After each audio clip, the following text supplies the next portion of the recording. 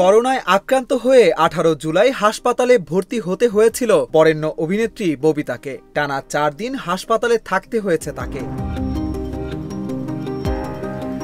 ঢাকার একটি বেসরকারি হাসপাতালে চিকিৎসাধীন থাকার পর তার করোনা নেগেটিভ হয়।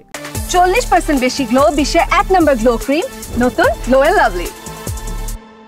এরপর চিকিৎসকের পরামর্শে বাসায় ফিরেছেন বলে জানালেন এই মহাতারকা।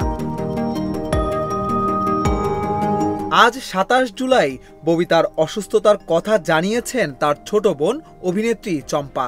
চম্পা বলেন, আপার করোনায় আক্রান্তের খবরে আমরা ঘাবড়ে যাই। একা মানুষ কিভাবে কি করবে বুঝে উঠতে পারছিলাম না। তারপর বড় আপা ও আমরা মিলে দ্রুত হাসপাতালে ভর্তি করানোর সিদ্ধান্ত নিই। টানা 4 দিন থাকার পর করোনা নেগেটিভ রেজাল্ট আসে। এর আগেও একবার ববিতা করোনায় আক্রান্ত হয়েছিলেন। অন্যদিকে ববিতার একমাত্র ছেলে অনিক বেশ কয়েক বছর ধরেই কানাডায় থাকেন। পড়াশোনা শেষে সেখানে চাকরি করছেন তিনি। তাই দেশে অনেকটা নিঃসঙ্গই থাকতে হয় ববিতাকে।